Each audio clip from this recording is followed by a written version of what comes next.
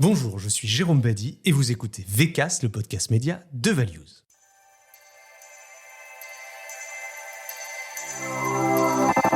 Aujourd'hui, nous allons parler d'un sujet qui fait fantasmer, qui enthousiasme, qui fait peur, un sujet qui fait l'actualité quotidiennement, l'intelligence artificielle.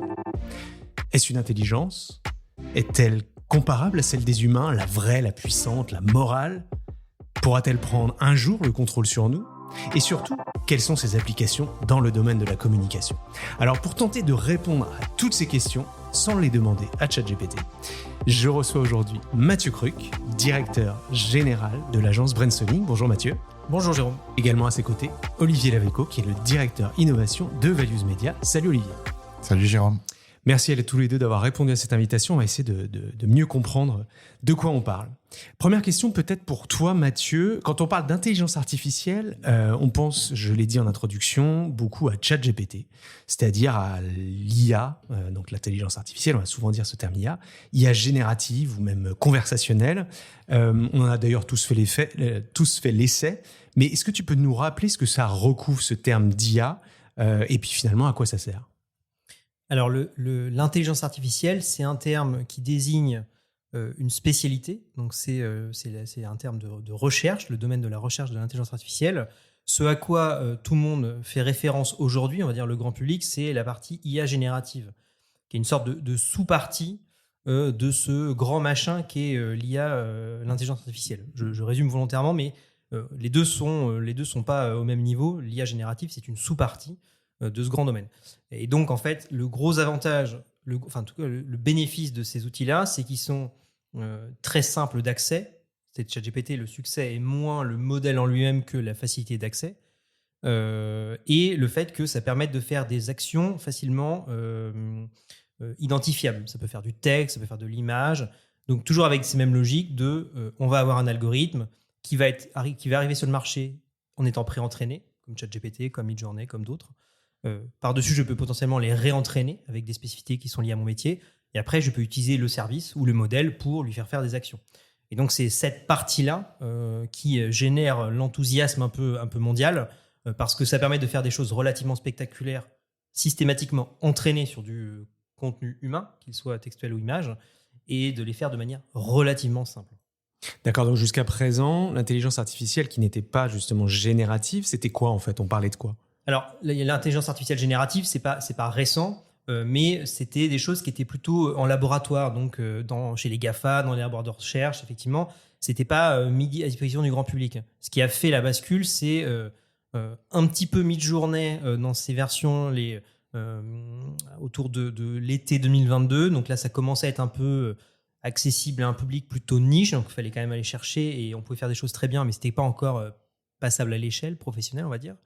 Vous aviez déjà des structures comme Gingface qui mettaient à disposition des modèles, mais c'était quand même des trucs pour développeurs, un peu ingé. Et vous aviez déjà des modèles de langage, mais pareil, qu'il fallait installer, faire tourner. Donc, c'était pas très grand public. Et en fait, ce qui s'est passé, c'est que ChatGPT, c'est quand même un truc où vous avez une interface, une zone de prompt, vous tapez n'importe quoi et ça fait des résultats qui sont spectaculaires, quasiment en temps réel, et c'était gratuit. Donc, c'est quand même un cocktail relativement détonnant pour que ça marche. Ça a été très vite pris par des étudiants, donc c'est les fameuses dissertes de philosophie où les gars ont vu des 16 sur 20, etc. Donc en fait, c'est vraiment la rapidité du modèle, la performance affichée d'entrée de jeu, le fait que ce soit gratuit et le fait que ça ressemble pas quand même à un tableau de bord d'Airbus A380 avec des boutons partout. C'était plutôt tape ici, t'appuies sur entrée, peu importe ce que tu tapes, tu auras un résultat qui sera assez spectaculaire. Donc c'est ça qui a fait le buzz, c'est que en fait c'était l'UX dépouillé de toute fioriture, c'était l'essence même du truc.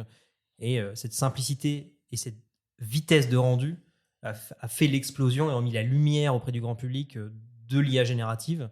Et après, en tirant le fil, tout le monde s'est mis à découvrir un peu ce sujet-là. Et puis après, il y a eu une course à l'échalote des grands acteurs de l'high-tech, Google, Microsoft, les rachats, les sorties de modèles successifs, etc.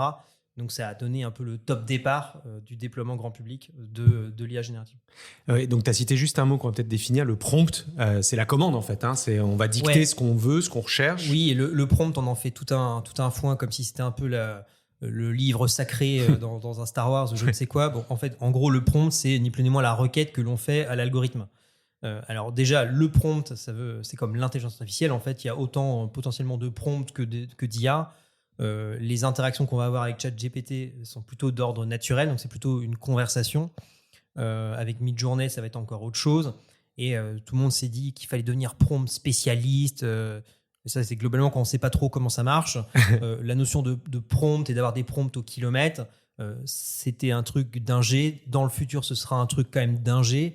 Et puis en fait, au milieu, vous allez avoir plein d'interfaces qui vont venir simplifier ça avec des boutons, des choses qui sont hyper intuitives. Et à la fin, les gens seront plus en train d'activer des options ou pas d'options par rapport à ce qu'ils veulent obtenir. Mais le prompt en tant que tel, ce n'est que la commande pour démarrer ou en tout cas faire bosser comme bosser on le ferait modèle. sur un moteur de recherche. Et finalement, c'est ça. Quand tu parlais C'est ça. d'interface qui est devenue d'un coup beaucoup plus grand public, finalement, ça ressemblait à un moteur de recherche qu'on avait l'habitude d'utiliser. Exactement. Quoi. Ouais. Bon, quand on parle d'IA appliquée à la communication cette fois, on rappelle que Brainsonic, tiens, tu vas nous en dire un mot justement de ce que fait exactement Brainsonic, puisque c'est une agence qui fait pas mal de choses. Mais de quoi on parle quand on parle d'IA appliquée à la communication et comment toi justement t'en as fait voilà, t'es devenu un vrai expert du sujet depuis quelques temps. Alors sur le pourquoi sur pourquoi on s'y est mis au départ, c'est le fruit un peu du hasard. Alors on s'y serait peut-être mis après, mais c'est vraiment je me faisais suer à une réunion et donc je traînais sur Twitter pendant ce temps-là et Bravo. j'ai vu quelqu'un mettre j'ai fait ce visuel là en IA et puis je comprenais pas la phrase. Aujourd'hui c'est évident, mais en fait à l'époque j'ai fait un visuel en IA, je comprenais juste pas la phrase. Et puis il me parlait de Midjourney, Discord, etc. Donc bon bref, j'avais 2 heures devant moi à tuer, donc j'ai commencé à regarder c'était quoi Discord, je connaissais, j'avais jamais testé.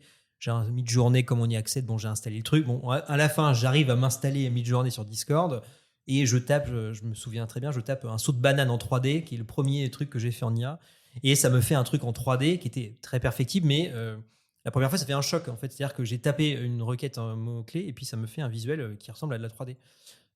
Du coup, ça m'a fait un choc. Je suis rentré chez moi le soir et pendant tout le week-end, j'ai fait que ça. Et du coup, j'avais commencé à tirer le fil en regardant à droite à gauche. Donc, j'ai découvert les modèles de langage, etc. Donc, je découvre tout un univers. C'est un peu le mec qui découvre qu'il y avait une cave au sous-sol cachée avec des trésors de partout et on vient de découvrir. Donc, j'avais des yeux de gamin en disant putain, c'est incroyable. Et du coup, je fais ça tout le week-end. Et par contre, la conclusion assez rapide à laquelle j'arrive dans le week-end et donc pour le lundi, c'est la trajectoire balistique. C'est que là, j'arrive à un instant T. Il y a peu de gens en grand public qui en parlent à ce moment-là sur Internet. C'est assez complexe quand même de trouver des ressources.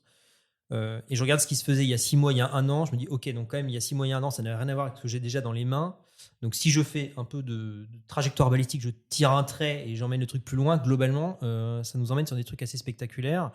Et à la fin, quand on s'interroge sur le métier, notamment de la com, quels sont... Alors, on va dire, oui, c'est les idées, machin, mais globalement, on manipule des documents, on crée des visuels, on crée des vidéos, on crée du son, donc on manipule des médiums, qui étaient pile les médiums qui étaient sur le chemin de l'IA. Donc la conclusion, et tout le monde a suivi, c'est de se dire que en fait, ces outils-là abaissent la barrière technique au sens complexité, et ça permet quand même d'avoir des trucs extrêmement rapides pour faire les médiums qui sont notre matière au quotidien. Donc forcément, ça allait avoir un impact sur la com, et c'est pour ça qu'on a décidé de s'y mettre à fond, en se disant que de toute façon, ça allait permettre de bouger les budgets, et que quand même tout le monde court après, il faut faire plus pour moins cher, je force le trait, mais globalement c'est à peu près ça. Et que si ça c'était un moyen pour nous de faire baisser les coûts et d'aller plus vite, c'était quand même une piste intéressante à creuser. Tiens, j'en profite peut-être, Olivier, c'est quoi le premier souvenir avec l'IA? C'est amusant quand même de voir à quel moment on l'a rencontré ça. Ouais, l'IA générative, hein, pour le coup. Moi, pour le coup, je suis arrivé plus par ChatGPT que par Midjourney.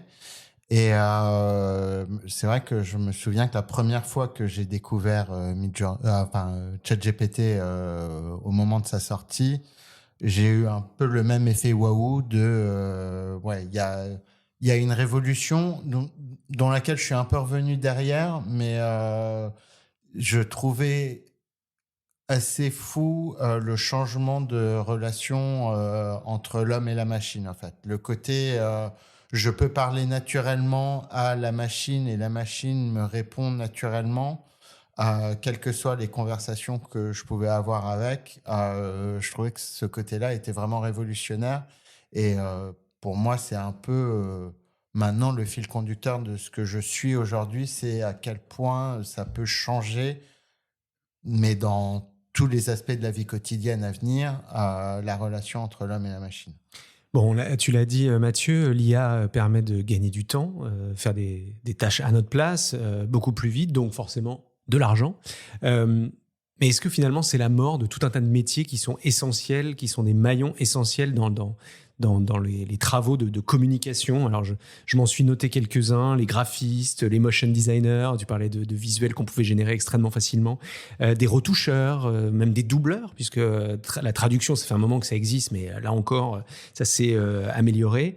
Les traducteurs, oui, les doubleurs, c'est encore autre chose, faire d'autres voix, les traducteurs donc. Bon, bref, est-ce que finalement, ces outils vont remplacer tout un tas de métiers? Je pense qu'ils vont hybrider beaucoup de métiers. En fait, on est dans la phase où on est pile dans le trait d'union. C'est-à-dire qu'on a connu l'avant, là on voit ce qui est en train d'arriver et on se pose les questions existentielles. Et donc on n'a pas les réponses puisque de toute façon elles ne sont pas là. Par contre, c'est quand même assez facile de voir ce qui va arriver. La majorité des métiers vont continuer d'exister, mais ils vont exister sous d'autres formes. Ce qui a de la valeur aujourd'hui aura beaucoup moins de valeur demain. A contrario, ce qui potentiellement n'a pas de valeur aujourd'hui pourra avoir de la valeur demain. Moi, je prends souvent l'exemple du social media. Avant que le social media existe, toute la valeur créée autour du social media, il n'y en avait pas. Même chose avec le téléphone portable. Une grosse partie de l'économie digitale tourne autour du portable. Avant qu'il y ait des portables, ça n'existait pas. Donc, en fait, ce truc-là a toujours existé. Et moi, une autre anecdote, c'est que moi, j'ai commencé, je faisais du flash. Bon, la techno est morte. Je n'ai pas pointé à la retraite à 23 ans. Donc, en fait, la plupart des métiers évoluent. Et après, de toute façon, vous allez avoir les écoles publics, privés, qui se disent, enfin privés surtout, qui voient bien qu'il y a du business à faire, donc qui vont commencer à faire des formations sur les... Donc en fait, ça va envoyer des gens qui vont être formés à ces outils, donc ça va devenir de la commodité, je pense, assez rapidement. Donc ça va pas remplacer tous les métiers. Par contre, il y a des métiers effectivement qui ont de la valeur aujourd'hui parce qu'il n'y a pas d'autres moyens de les faire, qui n'en auront plus demain parce qu'il y aura d'autres moyens de les faire. C'est aussi mécanique que ça. En fait, les métiers existent parce qu'il y a des besoins. Le jour où il n'y a plus de besoins, il n'y a plus forcément le métier, ou alors il peut y avoir des métiers qu'on maintient parce qu'on trouve ça exotique, mais vous n'avez pas besoin du métier dans les mêmes proportions. On me dit souvent, oui, il y a beaucoup moins de maréchal Ferrand. En fait, on en trouve des maréchal Ferrand. Les gens qui font ce métier. C'est juste qu'avant, vous en aviez 50 par ville. Aujourd'hui, il y en a peut-être 15 en France. Donc, en fait, les métiers ne vont pas disparaître. C'est juste que les volumes ne répondront plus à un besoin marché. Et donc, vous allez avoir une évolution là-dessus. Les doubleurs, on aura toujours des doubleurs. Par contre, on aura besoin de moins de doubleurs. On aura besoin des doubleurs très spécifiques parce que truc bidule, parce que ils font pas que doubleurs, c'est aussi la voix d'eux. Et donc, il y aura toujours quelques doubleurs, mais probablement que ces doubleurs-là auront aussi leur voix numérique parce que pour un usage quotidien, etc., ce sera un mix entre les vrais et de la voix de synthèse. Et ce qu'on estime, c'est inacceptable aujourd'hui, personne ne le fera. Tout ça est une question de temps. Si on reprend un peu l'histoire du monde, avant qu'on puisse ouvrir le corps humain et faire de la chirurgie, il n'y avait pas le droit, c'était impensable. Et puis après, c'est une question d'ouverture progressive. Donc en fait, c'est sûr qu'à la terme, l'IA sera partout, tout ça sera hybridé, le législateur aura fait les lois qui vont bien, il y aura la jurisprudence, et voilà, ça va devenir une norme dans une échéance qui est, je pense, relativement courte. Mais sûr que la dizaine d'années à venir va être complètement picousée à l'IA sur à peu près tout et n'importe quoi. Pas que le com, mais... la relation avec la machine, c'est ça, en fait, ce que ça dit aujourd'hui, c'est qu'on va pouvoir parler et briefer des machines pour tout et n'importe quoi. Les voitures, les frigos, les machins, ça va devenir une norme. Il y a quand même une question d'argent, pardon, de donner cette question-là, mais finalement, ces outils qui sont quasiment gratuits, puisque même, en tout cas, de ce que j'en sais, ils sont pas si chers que ça, et versus des salaires, en fait, voilà, c'est très intéressant. Est-ce que finalement, et tu l'as un peu dit tout à l'heure, est-ce que c'est pas un moyen de casser les prix, finalement, des prestations qui vont être offertes parce qu'on sait que tout le monde va utiliser des outils qui sont pas chers, et donc, et je crois que c'est ton fer de lance, ou en tout cas ton cheval de bataille pour parler de chevaux, comment on crée de la valeur, comment on tire une valeur ajoutée de l'utilisation de l'IA. Voilà, c'est quoi ton expérience là-dessus? Qu'est-ce que tu peux nous donner comme exemple? Aujourd'hui, en fait, on creuse beaucoup à l'agence ce sujet-là, notamment parce que justement, on cherche, en utilisant beaucoup, quelles vont être des choses que l'on peut produire qui auront de la valeur demain. Et c'est pas hyper intuitif, donc on le trouve en fait par empirisme. Tiens, en fait ça c'est intéressant, tiens ça on peut le valoriser. Donc c'est des choses qui se construisent dans le temps. Déjà, savoir utiliser ces outils-là pour produire des choses en tant que tel, ça a de la valeur. Savoir en parler, ça a de la valeur. Il y avait plein de gens hyper techniques qui étaient très bons en IA, mais en fait les gens qui sont très techniques, souvent c'est des gens qui sont pas forcément les meilleurs en communication.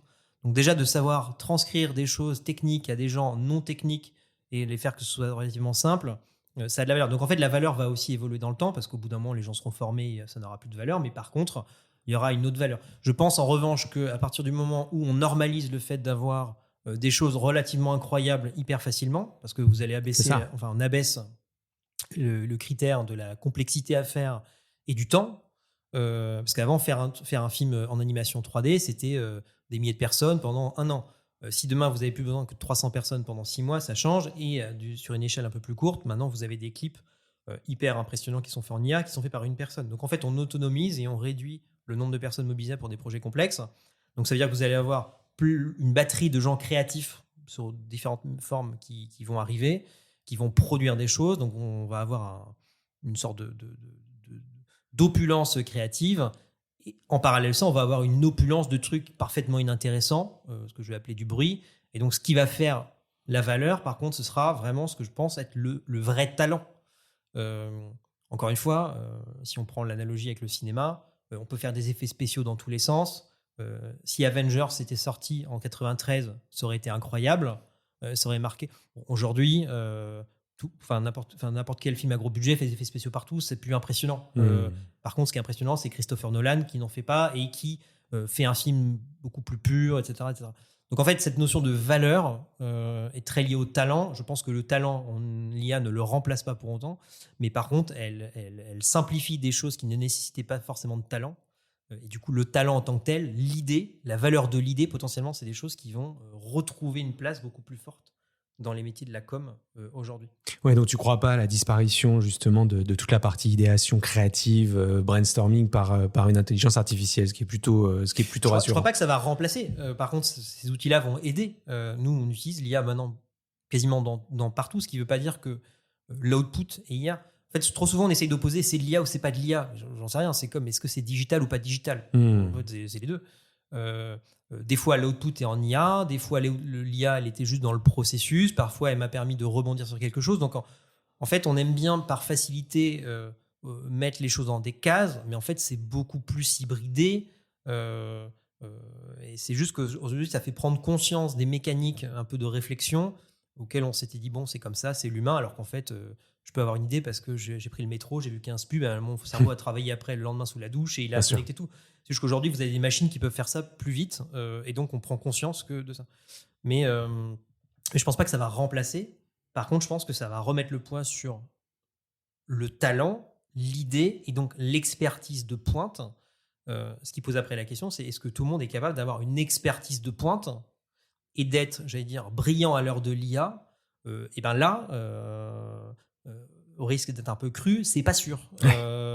Et du coup, ça pose la question de la déconstruction de comment on envoie, à quoi on doit former les gens. Est-ce qu'on forme les gens aux bonnes choses aujourd'hui? Est-ce que les gens arrivent sur le marché de l'emploi avec le bon esprit critique? Enfin, ça pose d'autres questions.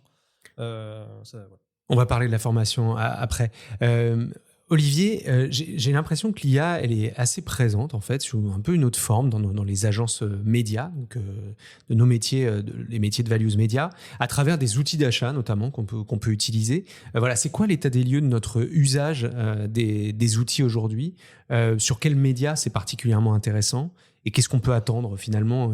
Voilà, donne-nous un peu une feuille de route sur ce sur quoi on travaille aujourd'hui.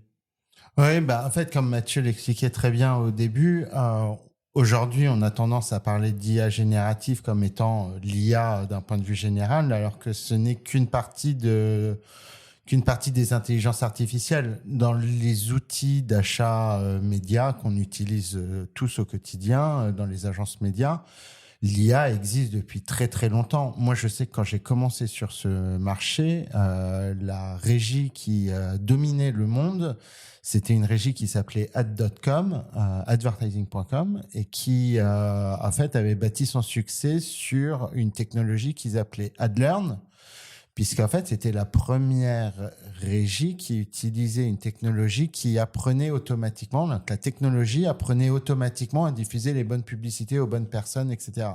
Et on parle de ça, on était au tout début des années 2000. Donc au final, l'intelligence artificielle, pour tout le monde qui travaille dans l'achat digital, c'est quelque chose qui existe depuis des dizaines d'années.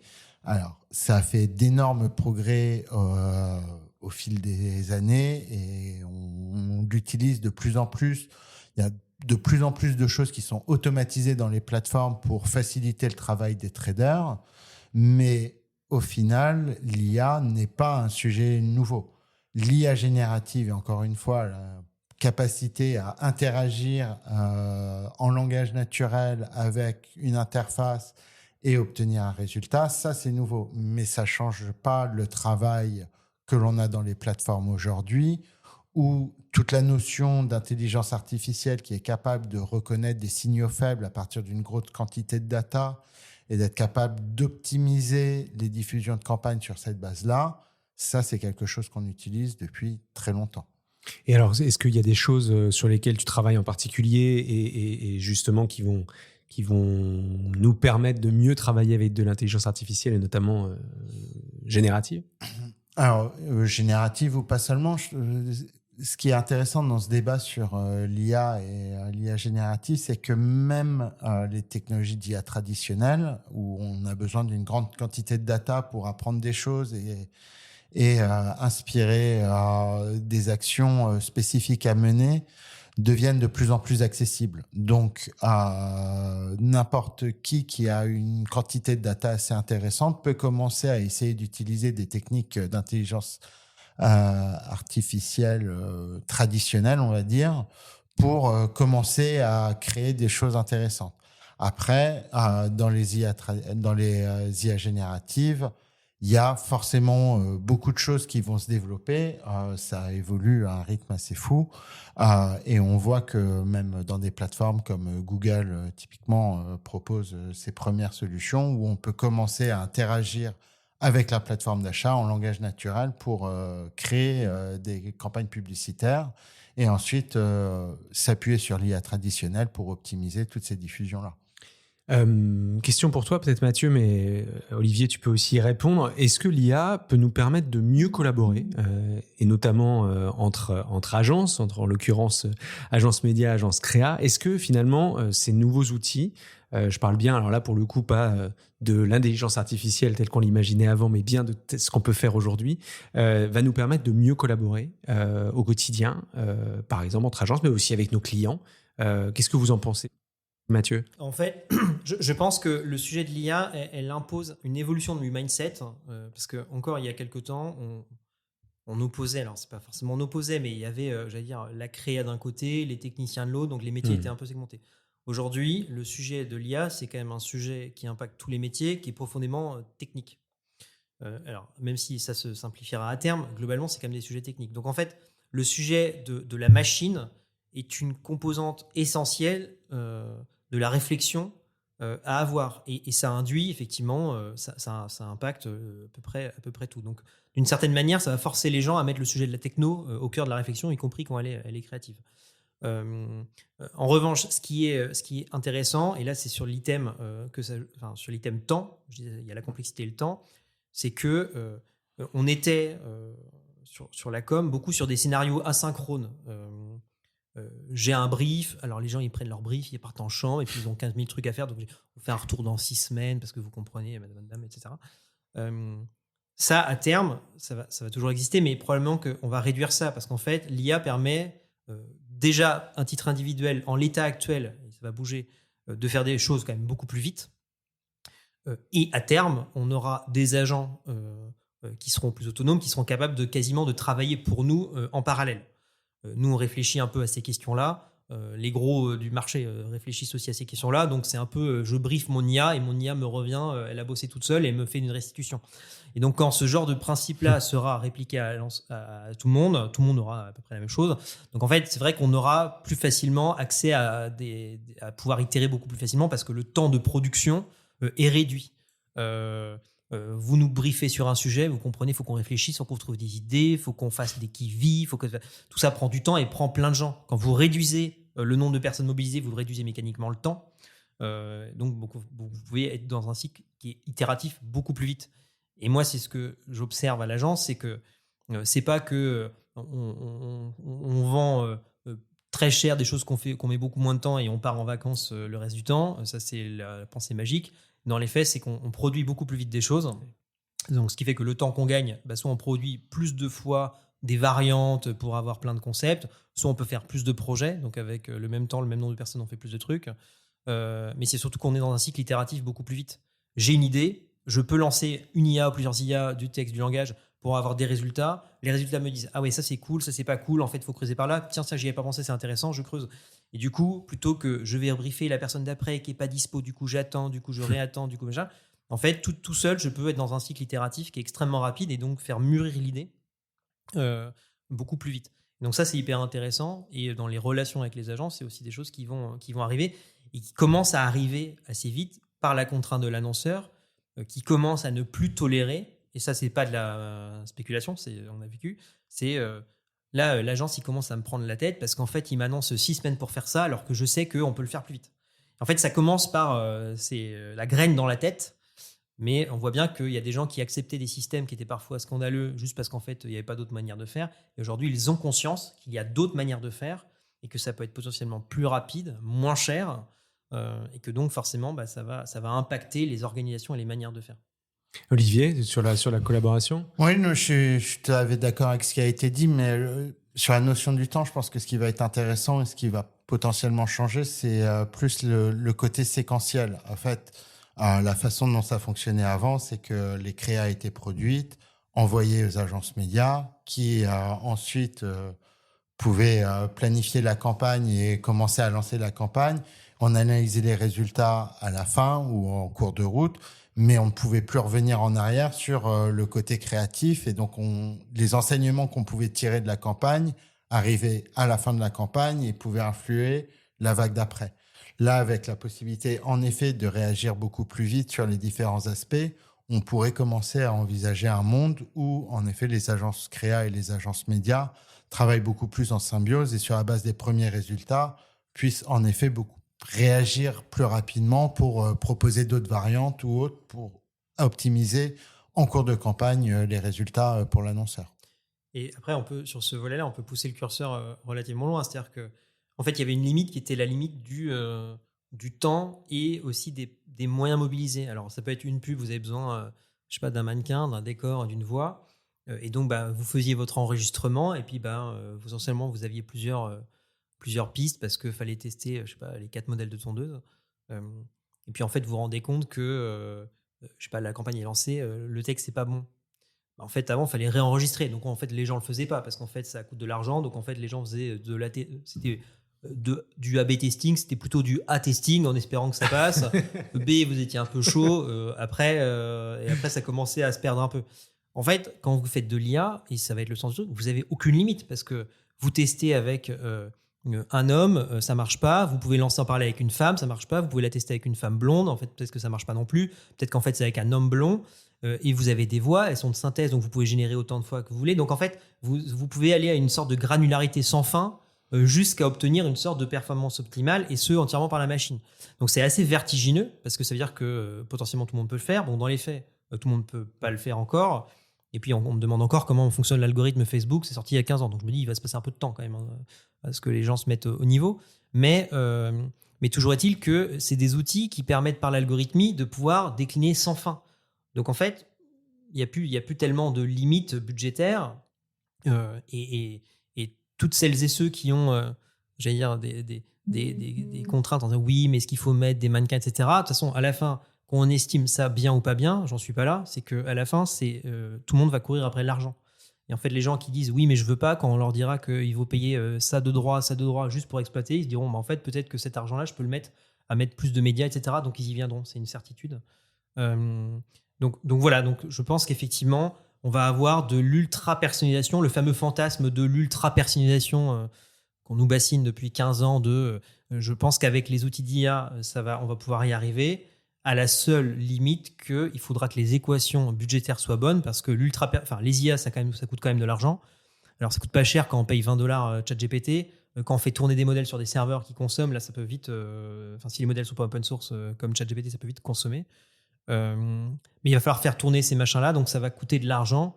Et l'ultra-personnalisation, en fait, on va avoir des choses qui seront toujours hyper customisation. Est-ce que l'humain même sera capable d'accepter des trucs tout le temps ultra-personnalisés ? Est-ce que ça va pas générer une sorte de rejet au bout d'un moment ? C'est pas exclu. Mais là, c'est un peu de la réflexion comme ça, parce qu'il faudra voir le passage à l'échelle.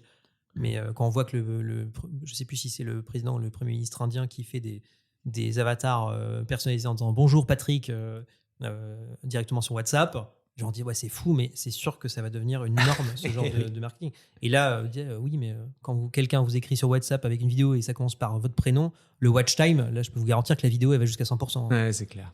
La personnalisation et l'adresse, c'est vachement intéressant.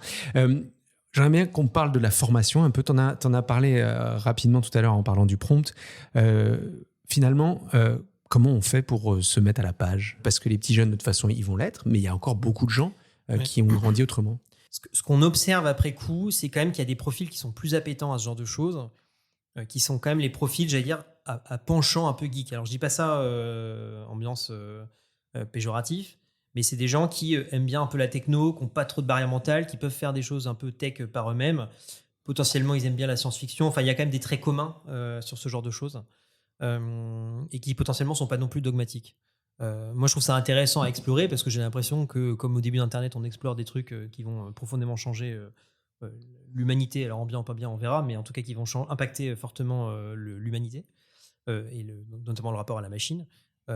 Donc, le premier sujet pour moi, parce que ça va très vite, c'est de faire prendre conscience de ces sujets-là. Je trouve que globalement, avec un grand on n'est pas complètement au niveau parce qu'il y a encore beaucoup de dogmatisme qui rentre dedans. Beaucoup de gens que l'on voit dans les médias sont des gens qui ne pratiquent pas vraiment ou qui peuvent le penser, c'est très bien, mais c'est quand même souvent les mêmes têtes qui parlent et voilà ce qu'on pourra faire, ça va changer les métiers. Bon, une fois qu'on a déjà dit que ça va changer les métiers, concrètement. Donc sur le concrètement, déjà, c'est un peu plus limité. Et d'ailleurs, j'encourage nos auditeurs à aller voir. Il y a eu un reportage où tu as été questionné par M6 qui est venu dans ton agence et tu as montré comment en tournant une vidéo avec un iPhone d'une minute ou 2 minutes, je sais plus, avec quelqu'un qui marche et qui dit un texte, on pouvait lui faire dire absolument autre chose en 1 heure. Une heure, voilà. Donc voilà un exemple concret quand on dit il y a beaucoup de gens qui parlent mais qui savent pas. Voilà. Donc il y a ça. Donc déjà le fait de pratiquer a énormément de valeur et souvent moi je fais beaucoup de formations dans des grands groupes. On me dit oui, mais du coup on a fait une session de formation, ce qui est très bien parce qu'il faut bien démarrer par quelque chose. L'analogie que je prends, c'est qu'une session de formation en one shot, c'est globalement l'équivalent d'avoir fait 1 heure de code de la route. Sauf que entre 1 heure de code de la route et vous conduisez votre voiture, il y a quand même quelques étapes. Donc c'est très bien, il faut commencer par là, mais après il faut continuer. Et donc le sujet de la pratique est essentiel, et donc le sujet de la gouvernance, de l'organisation, des moyens alloués, de l'argent alloué, il est essentiel. Former les gens à ChatGPT, c'est très bien, c'est même pas que c'est pas suffisant, c'est que s'il n'y a que ça ne servira globalement pas à grand chose. Donc il faut que les gens pratiquent. Nous, ce que l'on a fait à l'agence, alors sûrement d'autres manières de faire, mais nous, ce qu'on a fait, c'est que en fait, on a forcé les gens à utiliser l'IA. C'est-à-dire qu'en fait, à un moment, on a fait des breaks en disant maintenant, on va le faire en IA. Même si c'est pas possible, même si on est aux limites, en fait, on a forcé les gens à utiliser l'IA, je veux dire, sous la contrainte, parce que d'abord, ils disent oui, mais c'est pas possible, oui, mais regarde, on peut pas le faire, et puis, du coup, ils y vont. Du coup, ils poussent les limites, du coup, à la fin, ils n'ont pas forcément réussi, mais ils ont dit, ok, là, il y a un blocage, du coup, ils disent, maintenant que j'ai compris où il y avait un blocage, où je peux utiliser et comment je peux dépasser le blocage. Et donc, en fait, on a fait ça sur tous les niveaux. On a fait des breaks et on a forcé des projets, alors qu'au début, on n'avait pas de demande client, voire on ne nous payait pas pour ça. Donc, il n'y avait pas de besoin. Donc, en fait, mis à part notre volonté de forcer à mettre de l'IA, en fait, personne, il n'y avait pas de business directement. Sauf qu'on s'est dit que pour monter en compétence, il fallait qu'on ait un track record de projet. Et donc, ça nous permettait, 1, d'avoir des références, 2, de se confronter à des problématiques de projets réels.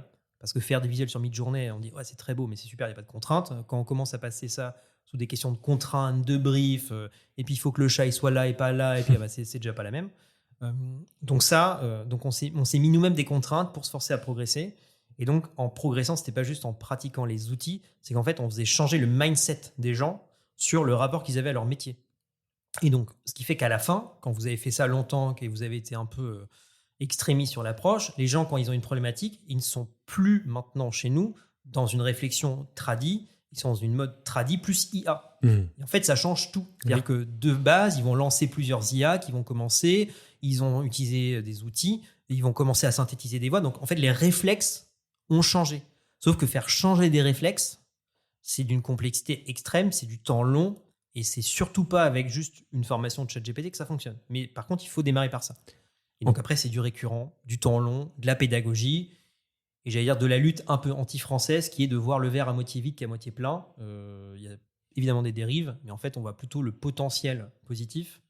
Il y a des choses à explorer qui sont incroyables, et c'est plutôt sur ça qu'on essaie de se concentrer, nous. Et encore une question d'ailleurs d'organisation du travail, en fait, hein. De façon de travailler. Ça remet quand même aussi en cause notre façon de travailler. Et c'est ce que tu dis. Hein, c'est... Complètement. Et ça, par exemple, moi, je prends souvent des exemples très triviaux parce que on dit l'IA, le grand projet. Bon, moi, je n'ai pas de grand projet. Par contre, moi, je monte la marche, je monte les marches les unes après les autres. Donc, ça démarre par des fois des tout petits trucs. Sauf qu'en fait, le tout petit truc, on se rend compte qu'on le fait 35 fois par semaine. Et donc, si on a réduit ce temps pour faire ce tout petit truc, on a gagné quand même du temps. On a fait des correcteurs d'orthographe sur des visuels, des choses qui peuvent paraître bêtes, hein, mais en fait qui prenaient vachement de temps. Nous, il y a un exemple sur un des comptes retail où on fait toujours le même post toutes les semaines, mais sauf qu'il y a des variantes. Et en fait, il fallait d'abord regarder des trucs dans un catalogue, sortir les trucs du catalogue, trouver des idées avec ce truc dans le catalogue, faire le détail du truc dans ce catalogue, faire les visuels avec ce truc du catalogue. Donc en fait, vous aviez le chef de projet qui briefait un community manager, qui briefait ensuite un créatif, bon, bref, vous aviez 6 personnes. Aujourd'hui, on a fait un assistant IA qui fait tout en fait. Le seul paramètre d'entrée qu'on lui donne, c'est on lui donne les 6 items du catalogue que l'on veut qu'il travaille. Et en fait, l'ensemble des tâches qui suivent ça sont faites de manière automatique par l'outil, les textes et les images. Il n'y a plus qu'à réassembler tout à la fin. Et la grosse différence, c'est qu'avant, vous aviez 4 personnes ou 3 personnes mobilisées, chef de projet, community manager. Aujourd'hui, vous n'avez plus que le chef de projet qui est mobilisé, qui peut faire l'intégralité. Donc, on a réduit les personnes impliquées. Donc, du coup, on ne les sollicite pas pour autre chose, elles peuvent faire ça. Et on a réduit le temps de production. Donc, en fait, on a été plus productif. Bon, j'aimerais, même si tu disais qu'effectivement, on avait la fâcheuse manie en France de regarder le verre à moitié plein, mais parlons quand même du côté obscur de la force pour reprendre un petit côté geek. Quels sont les risques qu'on a identifiés dans l'utilisation de l'IA d'après vous ? On peut parler de la question des données qui sont échangées, de la reconnaissance du made by IA, par exemple, même si tu disais que c'était pas vraiment ça le sujet, mais j'aimerais vous entendre là-dessus. Quid d'ailleurs des outils, parce que je sais qu'il y a des outils qui peuvent exister pour nous dire un petit peu ce qu'il en est. D'ailleurs, je pense même que je crois que les éditeurs d'IA sont en train eux-mêmes de travailler là-dessus. Est-ce qu'on pourrait même imaginer, comme on a vu la mention photo retouchée, ce genre de notion? Et puis, est-ce que la réglementation européenne est prête à faire ça? Olivier, peut-être? Le sujet est assez large. Moi, de mon point de vue personnel, la problématique est pas tant l'utilisation générale que les gens peuvent en avoir, c'est vraiment l'utilisation malicieuse que peu de personnes pourraient vouloir en faire, mais qui pourrait avoir de gros effets. Je pense notamment au deepfake ou ce genre de choses. Être capable, un peu comme l'exemple que tu citais avec M6 tout à l'heure dans les bureaux de BrainSonic, la capacité à prendre une vidéo et de faire dire à quelqu'un quelque chose qu'il n'a pas du tout dit, ça peut avoir des effets absolument dévastateurs. Là-dessus, je veux dire, même si les plateformes se montrent sous leur meilleur jour et que c'est pas vraiment eux les responsables de cette utilisation-là, c'est un peu comme les hackers qui utilisent des techniques qui sont apprises dans toutes les écoles. Enfin, c'est rien d'autre que des super développeurs, mais qui l'utilisent de façon malicieuse. Là, on aura un vrai problème sociétal. Comment est-ce que ce problème sociétal pourra être réglé ? Il n'y a pas encore vraiment la réponse. Le fait que l'Union européenne s'empare forcément des sujets et essaye de mettre en place des cadres assez bien respectés, et je trouve que pour le coup, toutes les sociétés qui sont spécialistes dans l'AI sont vraiment partie prenante et jouent le jeu. Donc c'est pas tant comment les technologies se développent et ce que les grosses technologies sont capables de faire et acceptent de faire pour que tout soit contrôlé d'un point de vue éthique de façon acceptable. C'est vraiment l'utilisation malicieuse que peu de gens pourraient avoir de ces technologies-là, et quelles seront les réponses de la société par rapport à ça. J'ai pas les réponses moi-même. Mathieu? En fait, il y a toujours le même sujet avec une technologie, c'est-à-dire que ça permet d'avoir le meilleur et le pire en parallèle. Je prends toujours avec un couteau, je coupe mon pain et je peux peut tuer quelqu'un. Donc en fait, on a toujours eu des versions détournées des choses. Après, c'est l'argument, est-ce que c'est la technologie qui est mauvaise ou est-ce que c'est l'humain derrière? Donc ça, c'est le débat philosophique. Les réseaux sociaux, ça a permis des choses formidables. On voit aussi toutes les dérives auxquelles qu'on peut constater aujourd'hui. Le sujet de l'IA, c'est pareil. Encore une fois, quand on abaisse le sujet de la complexité et du temps, forcément, vous ouvrez ça à plus de gens. Et ce qui était historiquement des choses pour des hackers qui nécessitaient du temps, donc une expertise quand même très spécifique, quand n'importe qui peut faire des choses incroyables, forcément, ça fait bouger les choses. C'est pour ça que je pense qu'il n'y a pas on ne peut pas lutter contre ça, parce qu'on peut légiférer, mais en fait, encore une fois, ça va devenir une norme, ça va être tellement utilisé parce que ça fait tellement permettre plus de créativité et des coûts réduits qu'il n'y a pas de raison que ça s'arrête. En revanche, la question, c'est le développement de l'esprit critique par rapport à ça. Aujourd'hui, on est dans une phase de transition où les gens qui vont avoir l'outillage IA vont pouvoir avoir des éléments de comparaison avec avant. C'est-à-dire qu'avant, je faisais comme ça, maintenant, je peux faire comme ça. Donc, en fait, c'est cool. Moi, je trouve ça génial parce que je peux comparer avec... je vais faire à peu près la moitié de ma carrière. Je l'ai fait sans IA, je le ferai avec IA. Donc, la question se pose sur quid des gens qui vont arriver sur le marché de l'emploi qu'avec des outils d'IA. Donc, c'est le rapport à la machine. Donc là, il y a beaucoup de choses au niveau probablement sociétal à réinventer, au niveau de l'éducation à réinventer. Moi, je fais un peu de la provoque en ça, mais je me dis, est-ce que dans 20 ans, on apprendra toujours les langues à l'école? Alors, les gens me disent, bien évidemment. Après, l'histoire a montré qu'il vaut mieux pas être trop sûr parce que les choses bougent, mais est-ce qu'on arrivera toujours à motiver des gens à apprendre une langue pendant 7 à 8 ans si, j'aime bien si, vous avez des écouteurs type AirPod qui contiennent des IA qui font de la trad temps réel de votre interlocuteur dans la rue et pour lequel faire des échanges avec des Chinois, des Suédois sur Teams, en fait, vous n'avez plus besoin de faire l'effort parce que chacun parle dans sa langue et chacun en face comprend dans la langue. Donc, est-ce qu'on arrivera à motiver des gens à faire 8 ans d'études? Je ne sais pas. J'aurais envie de dire comme ça, je ne suis pas sûr. Il y aura toujours des gens qui font des études, mais c'est une proportion qui sera peut-être moindre. Et la question, c'est que feront-ils à part ça? Est-ce qu'on a d'autres choses sur lesquelles il faut qu'on forme les gens sur plus d'esprit critique, plus de rapport aux choses? Là, les gens se rendent compte, c'est assez intéressant d'ailleurs, parce qu'aujourd'hui, on a des outils qui sont encore au début, mais qui permettent de faire des choses incroyables. Vous pouvez quasiment tout faire. Je veux dire, la limite réelle, avant d'arriver à la limite de l'outil, votre première limite, c'est vous.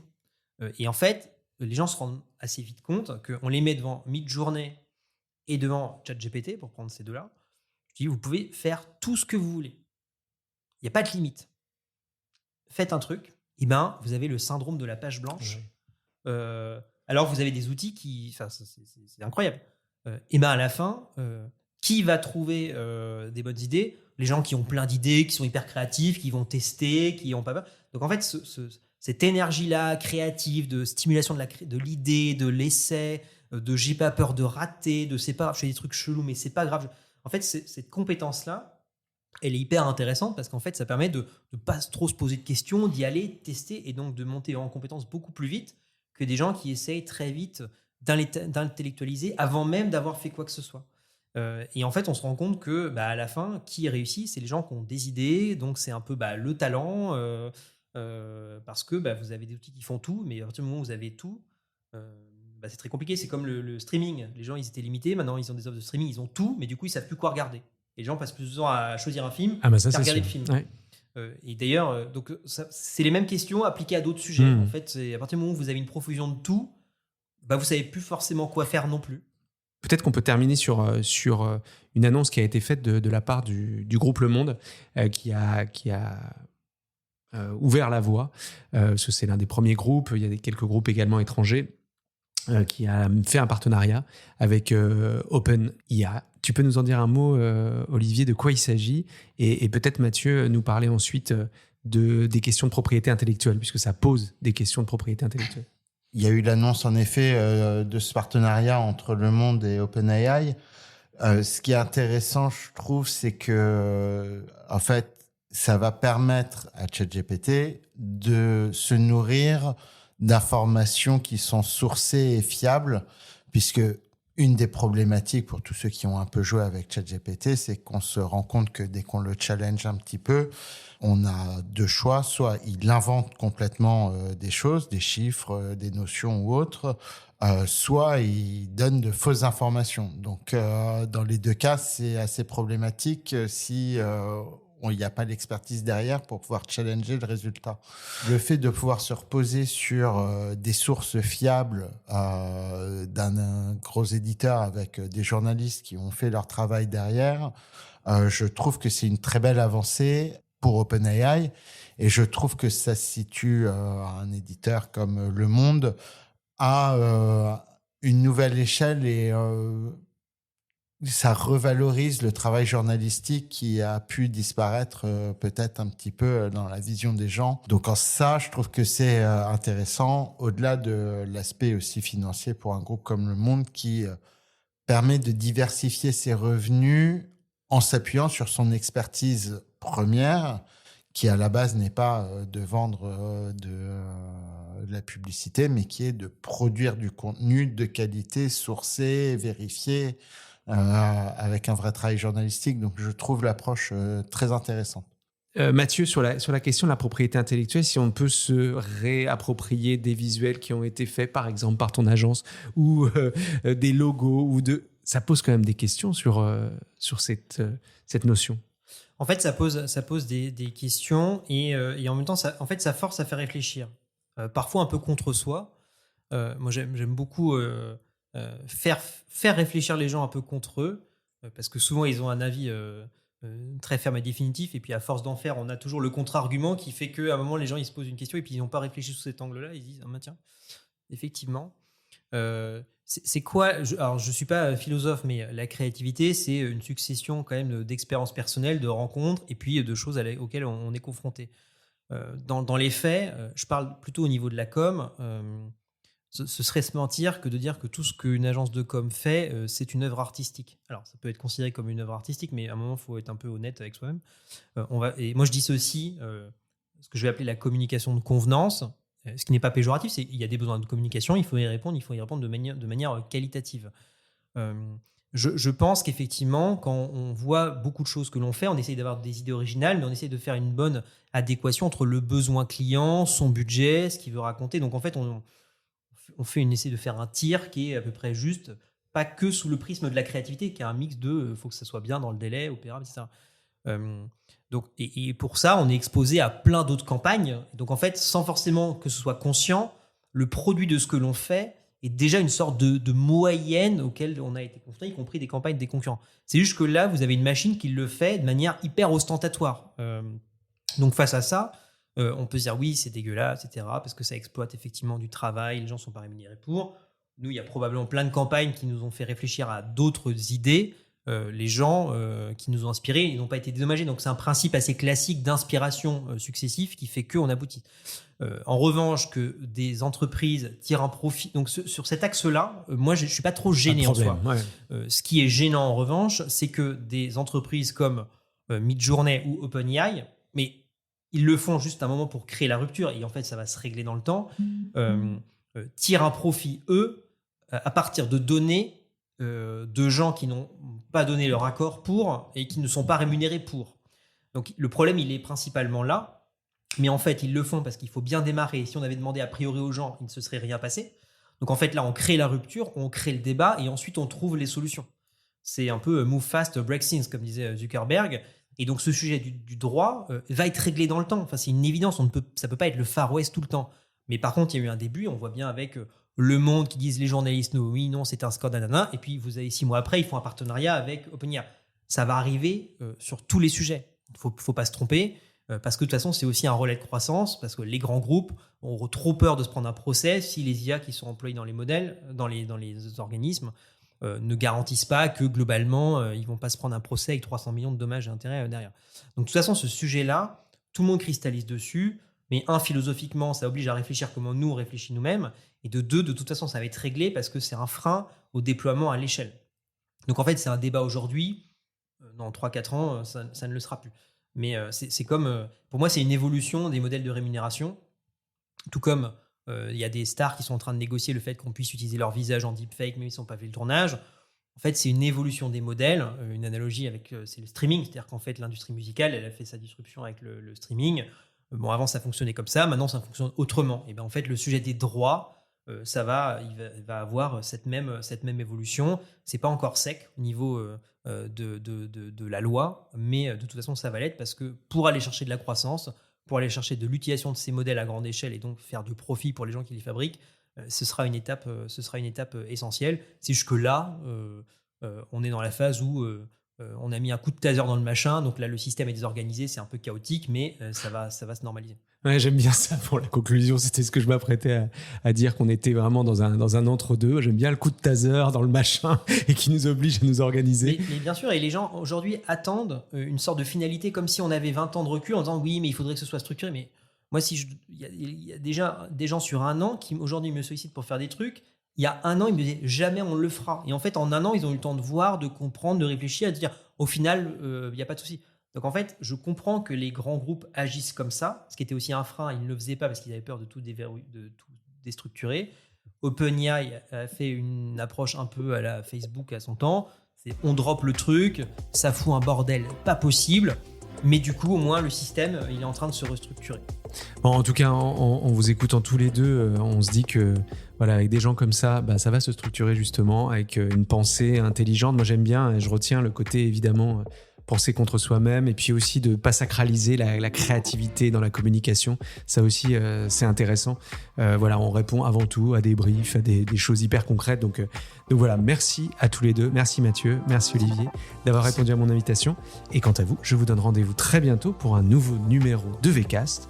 D'ici là, mettez-nous des commentaires, des étoiles. Ciao.